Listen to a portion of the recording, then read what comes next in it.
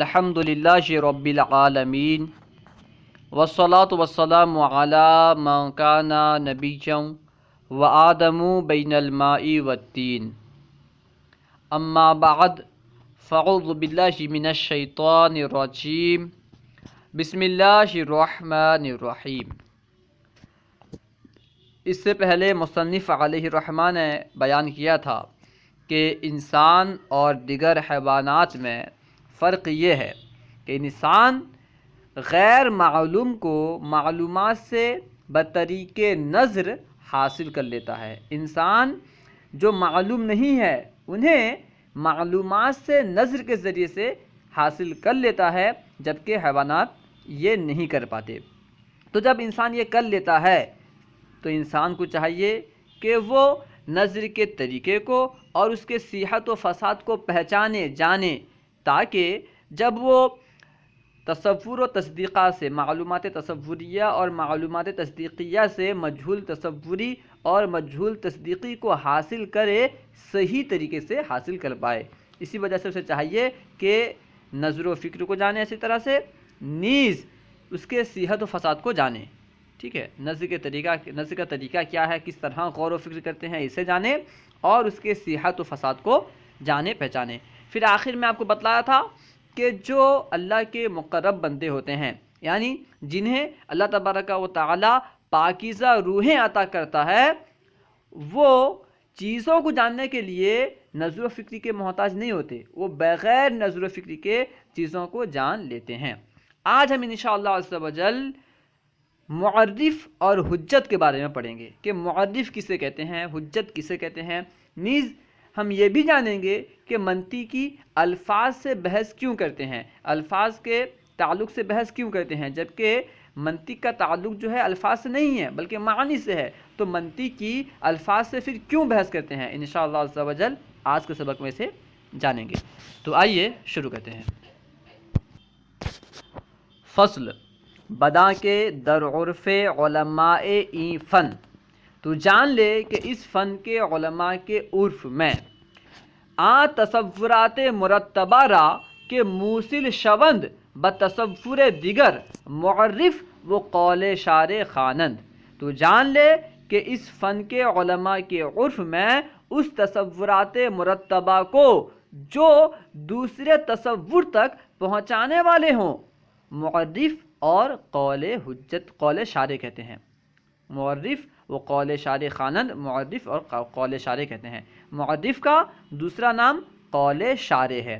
دیکھیں ترجمہ اور ایک مرتبہ، بداں کے در عرف علماء این فن تصورات مرتبہ را کے موصل شوند بتصور دیگر معرف و قول شارع خوانند۔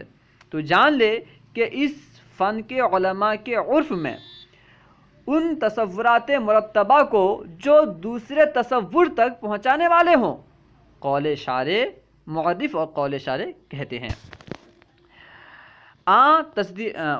تصدیقات مرتبہ را کے موصل شوند بتصدیق دیگر حجت و دلیل خوانند، اور اسی طرح وہ تصدیقات مرتبہ جو دوسرے تصدیق تک پہنچانے والے ہوں اسے حجت اور دلیل کہتے ہیں۔ تصدیقات مرتبہ را کے موصل شوند بتصدیق دیگر حجت و دلیل خوانند، اور وہ تصدیقات مرتبہ جو کہ دوسرے تصدیق تک پہنچانے والے ہوں انہیں حجت اور دلیل کہتے ہیں۔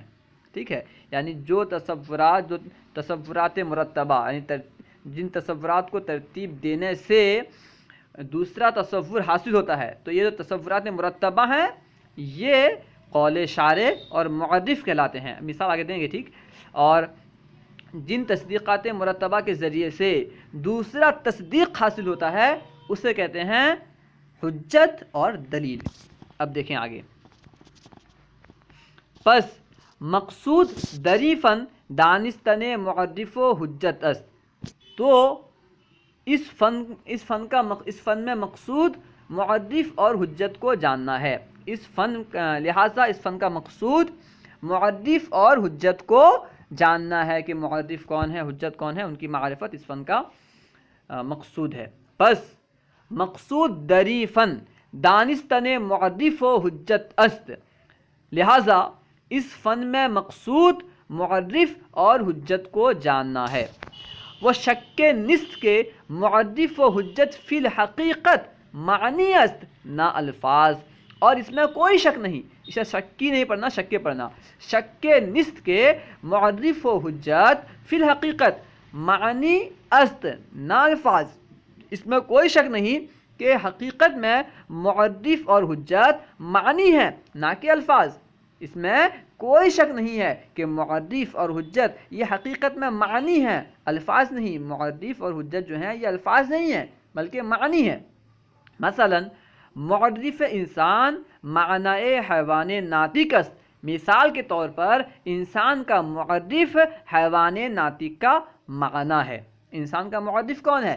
حیوان ناطق کا معنی ہے، یعنی جب آپ نے حیوان اور ناطق ان دو تصورات کو ترتیب دی تو مرتب تصورات مرتبہ کیا ہوا؟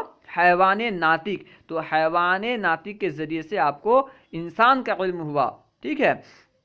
تو لفظ حیوان ناطق، الفاظ حیوان ناطق یہ معرف نہیں ہے بلکہ معرف حیوان ناطق کا معنی ہے، یعنی جس پر حیوان ناطق صادق آ رہا ہے وہ ہے۔ نیچے بین السطور میں لکھا ہے وَهُوَ مَا يَصْدُقُ بِشَيْءٍ، اور یہ وہ ہے جس پر کوئی چیز صادق آئے۔ خیر دیکھیں، مثلا معرف انسان معنی حیوان ناطق است، نہ لفظ نہ کہ اس کا لفظ۔ تو ہاں، مثلا معرف انسان معنی حیوان ناطق است نہ لفظ مثال کے طور پر انسان کا معرف حیوان ناطق کا معنی ہے نہ کہ اس کا لفظ۔ مثال کے طور پر انسان کا معرف حیوان ناطق کا معنی ہے نہ کہ لفظ۔ حجت حدوث عالم معنی قضائے مذکورہ است نہ الفاظ اور عالم کے حدوث ہونے کی حجت و حجت حدوث عالم معنی قضایہ مذکورہ است نہ الفاظ اور عالم کے حدوث کی حجت قضایہ مذکورہ کا معنی ہے نہ کہ ان کے الفاظ۔ قضایہ مذکورہ سے مراد کیا ہے؟ یعنی جن قضایہ سے مل کر جن قضایہ کو ترتیب دینے کے بعد عالم کے حدوث ہونے کا علم ہوا، وہ قضایہ مرتبہ جن پر دلالت کر رہے ہیں، حقیقت میں وہ جو ہے حجت کہلاتا ہے، یعنی قضایہ مرتبہ کا مصداق، اس کا معنی وہ حجت ہوتا ہے نہ کہ اس کے الفاظ حجت ہوتے ہیں۔ اسی کو بیان کر رہے ہیں کہ حجت حدوث عالم معنی قضایہ مذکورہ است نہ الفاظ اور حدوث عالم کی حجت قضایہ مذکورہ کا معنی ہے نہ کہ ان کے الفاظ، نہ الفاظ نہ کہ اس کے الفاظ۔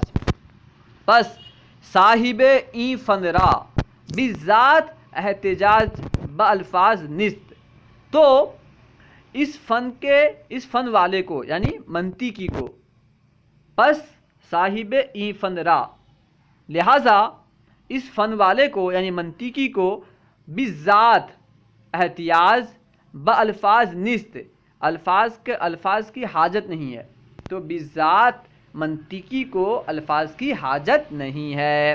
اس فن والے کو یعنی منطقی کو، آسان ترجمہ یہی کریں گے کہ منطقی کو، لہٰذا منطقی کو بذات الفاظ کی حاجت نہیں ہے، لہٰذا بذات منطقی الفاظ کا محتاج نہیں ہے۔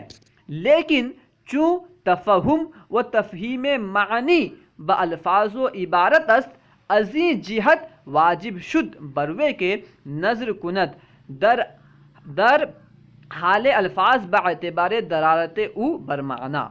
بیان کر رہے ہیں لیکن جب تفہم و تفہیم معنی، لیکن جب معنی کو سمجھنا اور سمجھانا بالفاظ و عبارت است، الفاظ اور عبارت سے ہے، لیکن جب معنی سمجھنا اور سمجھانا الفاظ اور عبارت سے ہے، حقیقت میں منطقیوں کا جو تعلق ہے وہ معنی سے ہوتا ہے، کیونکہ منطقی بحث کرتے ہیں معرف اور حجت سے، اور معرف اور حجت جو ہیں ان کا تعلق معنی سے ہے، لہٰذا منطقیوں کا تعلق بھی معنی سے ہے۔ تو پھر منطقی الفاظ سے کیوں بحث کرتے ہیں؟ اس لیے کہ معنی کا سمجھنا اور سمجھانا الفاظ اور عبارت سے ہی ہوتا ہے، اسی کو بیان کر رہے ہیں۔ لیکن چوں تفہم و تفہیم معنی با الفاظ و عبارت است، لیکن جب معنی سمجھنا اور سمجھانا الفاظ اور عبارت سے ہے، ازیں جہت واجب شد، اسی جہت سے واجب ہوا، اسی وجہ سے واجب ہوا، بروے اس پر یعنی منطقی پر، بر صاحب ای فن یعنی منطقی پر واجب ہوا۔ کیا واجب ہوا؟ کہ نظر کنت، کہ وہ نظر کرے، غور و فکر کرے، کس چیز میں؟ در حال الفاظ، الفاظ کی حالت میں غور و فکر کرے۔ کس اعتبار سے غور و فکر کرے؟ کس حالت میں؟ الفاظ کے بہت سارے حالت ہوتے ہیں، کس حالت میں غور و فکر کرے؟ کہ نظر کنت در حال الفاظ، کے الفاظ کے حالت پر غور و فکر کرے، باعتبار دلالت او بر معنی، اس کا معنی پر دلالت کرنے کے اعتبار سے، یعنی الفاظ کا معنی پر دلالت کرنے کے اعتبار سے اس کی کیا حالت ہے، اس کی کیا کیفیت ہے، اس میں غور و فکر کرے، دوسرے اعتبار سے نہیں کہ کس سے بنا ہے نہیں بنا ہے۔ یعنی الفاظ سے بس الفاظ میں غور و فکر بس اس جہت سے کرنا ہے کہ یہ معنی میں کس معنی میں دلالت کرتا ہے، کس اعتبار سے معنی میں دلالت کرتا ہے، معنی میں دلالت کرنے کے اعتبار سے منطقی الفاظ سے بحث کرتے ہیں، اس کے علاوہ سے بحث نہیں کرتے۔ ترجمہ دیکھیں اور ایک مرتبہ، لیکن چوں تفہم و تفہیم معنی با الفاظ و عبارت است، ازیں جہت واجب شد بروے کے نظر کنت در حال الفاظ باعتبار دلالت او بر معنی، لیکن جب معنی کا سمجھنا اور سمجھانا الفاظ اور عبارت سے ہے، اسی وجہ سے اسی جہت سے اس پر واجب ہوا، یعنی منطقی پر واجب ہوا کہ وہ الفاظ کے حال میں غور کرے، اس کا معنی پر دلالت کرنے کے اعتبار سے۔ اللہ و رسولہ اعلم۔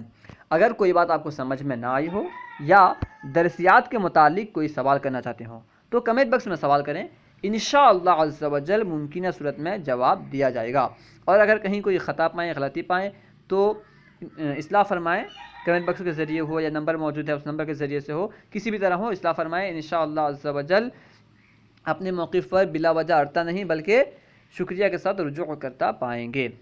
علم دین کو عام کرنے کے لیے ان ویڈیوز کو خوب شیئر کریں۔ السلام علیکم ورحمۃ اللہ وبرکاتہ۔